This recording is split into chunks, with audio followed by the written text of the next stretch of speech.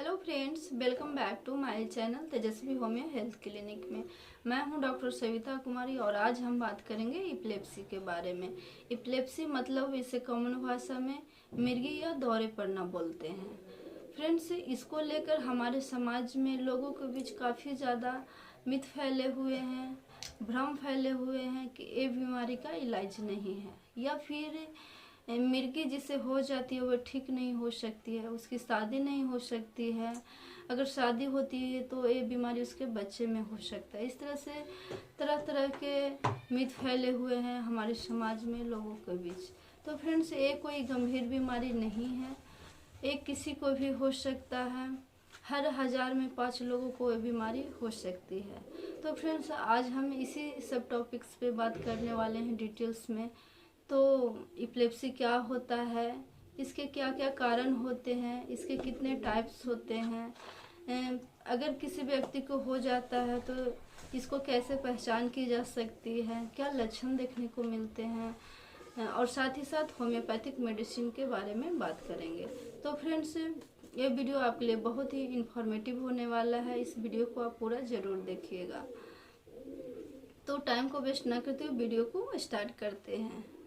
तो सबसे पहले हम बात करेंगे इपिलेप्सी क्या होता है।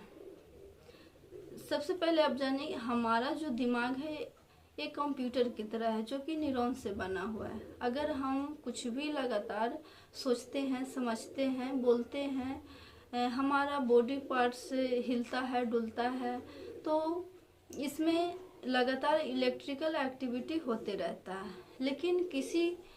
लेकिन किसी बिना कारण के इलेक्ट्रिकल एक्टिविटी बढ़ जाए तो झटके आ सकते हैं, दौरे पड़ सकते हैं। जैसे कि शॉर्ट सर्किट की बात करते हैं तो शॉर्ट सर्किट में 2 तारों के बीच गलत डायरेक्शन में तेज करंट दौड़ता है और हम लोग को झटके महसूस होता है, फटाक से हम लोग छोड़ देते हैं उस चीज़ को। तो फ्रेंड्स, इसी तरह से मिर्गी के पेशेंट में होता है, अचानक सा उसके ब्रेन में झटके महसूस होता है और ज़मीन पे गिर जाता है और कुछ देर के लिए बेहोश हो जाता है, उसके दांतें भीग जाती है, चेहरा टेढ़ा हो जाता है, आंखें तिरछा हो जाता है, मुंह से झाग आने लगता है, कुछ देर के लिए बेहोश हो जाता है। तो फ्रेंड्स, इसे हम इपिलेप्सी कहते हैं और ये बीमारी किसी को भी हो सकती है। 1 साल से बच्चे से लेकर 100 साल के बुजुर्गों में भी ये बीमारी हो सकती है।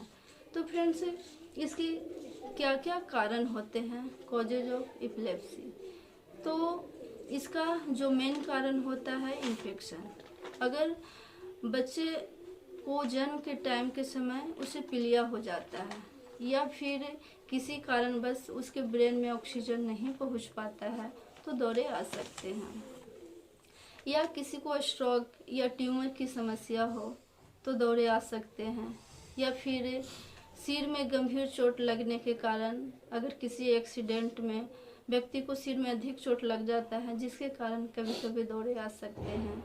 या फिर छोटे बच्चे में आप लोग देखे होंगे कि फीवर अचानक से लगता है और सिर में चढ़ जाता है, तो सिर में फीवर चढ़ने के बाद उसे स्पार्किंग होने लगता है, तो इसके कारण भी दौरे आ सकते हैं।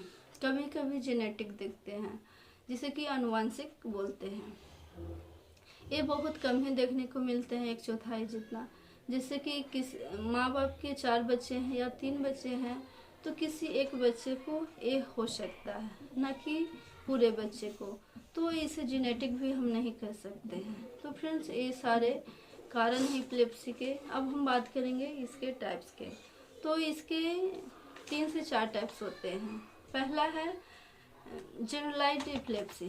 जनरलाइज्ड इपिलेप्सी बहुत ही कॉमन है, जिसमें कि अचानक सा ब्रेन में करंट लगता है और पेशेंट बेहोश हो जाता है और हाथ पैर जो है कि इस तरह से ऐंठने लगते हैं और एक कंपन सा फील होता है जो कि हम लोग कॉमन देखते हैं आसपास या कहीं भी।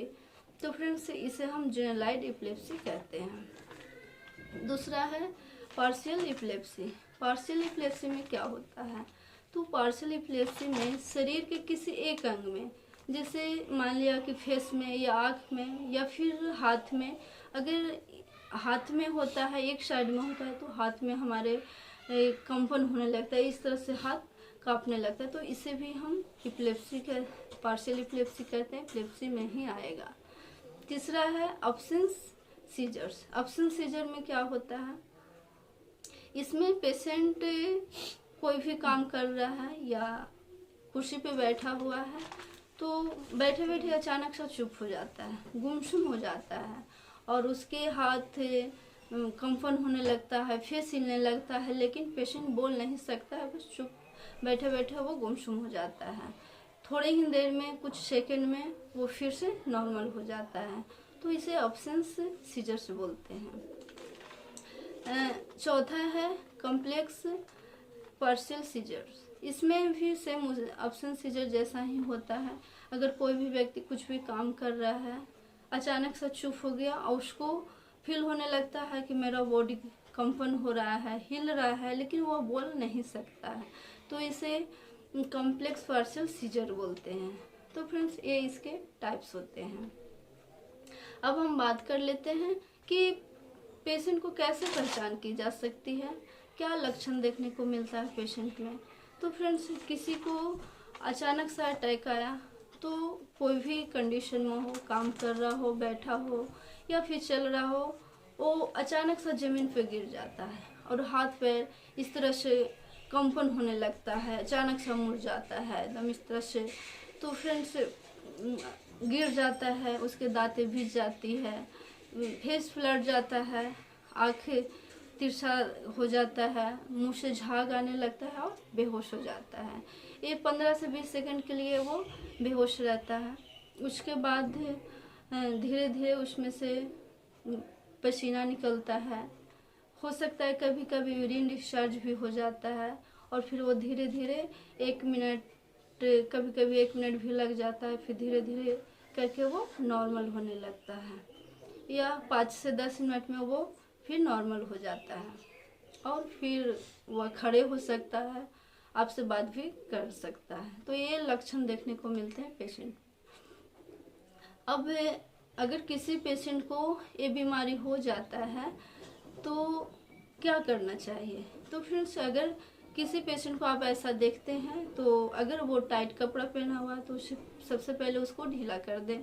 उसके बाद अगर पेशेंट सीधा है तो उसे पलट दें। अगर उसके गले में सलाइवा हो तो अटके नहीं, अटक जाता है तो दिक्कत हो सकता है उसे। या फिर उसको अगर हाथ पर इस तरह से मुड़े हुए हैं तो उसे ज़बरदस्ती सीधा करने की कोशिश ना करें, वो टूट भी सकता है। अगर उसके दांत बीच गए हैं तो उसको मुंह में चम्मच ना डालें, चम्मच या उंगली कुछ भी लोग मुंह में डालने लगते हैं या पानी पिलाने लगते हैं, तो ऐसा बिल्कुल ना करें। उसे रिलैक्स करके रखें, उसको जगह पे हवा आने दें, पैनिक ज़्यादा ना होवे, भीड़ ना लगाएं, शोर ना मचाएं। तो फिर उससे पेशेंट को देखने के बाद आप ऐसा कर सकते हैं। अब अगर पेशेंट को ये बीमारी है तो कुछ सावधानियों को अगर बरतते हैं तो पेशेंट एक समान ज़िंदगी जी सकता है। जैसे कि वो ड्राइविंग नहीं कर सकता है, खुले में पेशेंट के सामने आग नहीं जलाइए। अगर वो टब बाथ में नहाता है तो उसको नहाने से मना कीजिए।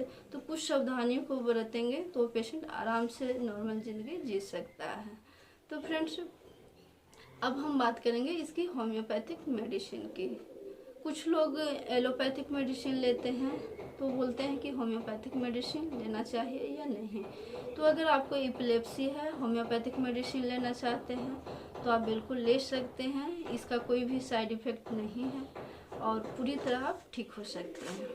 तो पहला मेडिसिन है बुफोराना 30 CH। बुफोराना, अगर आपको किसी भी तरह के दौरे पड़ रहे हों या ये बीमारी बहुत दिनों से ठीक नहीं हो रही है तो इसके लिए बहुत ही इफ़ेक्टिव मेडिसिन है। ये नर्वस डिजीज के लिए बहुत इफ़ेक्टिव मेडिसिन है। बहुत क्रॉनिक हो गया है ये बीमारी, ठीक नहीं हो रहा है किसी भी दवा से, तो आप बुफोराना 30 CH को लीजिए, बिल्कुल आप ठीक हो सकते हैं। इसको लेना कैसे है, तो बुफोराना 30 CH को आपको 2 बूंद डायरेक्टली टैंक पे लेना है, दिन में 3 बार, सुबह, दोपहर और शाम। अगर बच्चे हैं तो 1 बूंद दिन में 3 बार लेना है। नेक्स्ट मेडिसिन है Avena sativa Q. Avena sativa Q brain के लिए बहुत ही इफेक्टिव मेडिसिन है। अगर आपको मिर्गी के दौरे आते हैं या फिर आप काफ़ी दिनों से बीमार हैं, बीमारी के कारण आप कमज़ोर हो गए हैं, फिजिकल वीकनेस है, तो फ्रेंड्स ये मेडिसिन बहुत ही इफेक्टिव है। नर्वस डिजीज के लिए ये मेडिसिन है। तो इस मेडिसिन को किसी भी तरह आप ले सकते हैं, किसी भी डिजीज के लिए आप ले सकते हैं। आपको वीकनेस हो या फिर आप कुछ भी याद नहीं रहता हो, मान लिया कि आपको मिर्गी के दौरे आए और फिर बाद में आपको याद नहीं रहता हो, तो इसके लिए भी बहुत ही इफेक्टिव मेडिसिन है। आपको एवेना सटाइवा क्यू को 4/4 कप पानी के साथ 10 बूंद दिन में 3 बार लेना है। अगर बच्चे हैं तो 5 बूंद दिन में 3 बार लें। नेक्स्ट मेडिसिन है डॉक्टर रेक्वेको R33। R33 एक इपिलेप्सी ड्रॉप्स है। यह इपिलेप्सी के लिए बहुत ही इफेक्टिव मेडिसिन है। इसमें कंपोजिशन मेडिसिन डली हुई है इसमें, तो आपको किसी भी तरह की प्रॉब्लम हो तो बहुत ही इफेक्टिव मेडिसिन है मिर्गी के लिए। इसको लेना कैसे है, तो अगर बच्चे हैं तो इसको 5 बूंद 1 चम्मच पानी के साथ सुबह शाम लेना है। अगर बड़े हैं तो इसको 10 बूंद 1 चम्मच पानी के साथ दिन में 2 बार लेना है, सुबह और शाम। तो फ्रेंड्स ये सारे इपिलेप्सी के मेडिसिन हैं। आप एलोपैथ के साथ भी होम्योपैथिक मेडिसिन ले सकते हैं और अच्छे हो सकते हैं। ये मेडिसिन आपको 6 महीने से 8 महीने या 1 साल भी कभी कभी लेना पड़ सकता है, तो आप बिल्कुल ठीक हो जाएंगे। तो फ्रेंड्स मैं उम्मीद करती हूँ कि ये वीडियो आपके लिए बहुत ही इन्फॉर्मेटिव रही होगी। अगर अच्छी लगी हो तो इसे लाइक करें, सब्सक्राइब करें, बेल आइकन कॉल पर प्रेस करें, जिससे कि आने वाले हर लेटेस्ट वीडियो का नोटिफिकेशन आपको सबसे पहले मिले। फ्रेंड्स किसी प्रकार की कन्फ्यूजन है या कोई क्वायरी है तो आप हमारे कमेंट्स बॉक्स में जाकर कमेंट करें। अगर आप टेलीफोनिक अपॉइंटमेंट लेना चाहते हैं तो सारा डिटेल्स डिस्क्रिप्शन बॉक्स में दिया हुआ है, जाकर आप चेक कर लें। तो मिलते हैं नेक्स्ट वीडियो में, तब तक के लिए स्टे सेफ, स्टे हेल्दी।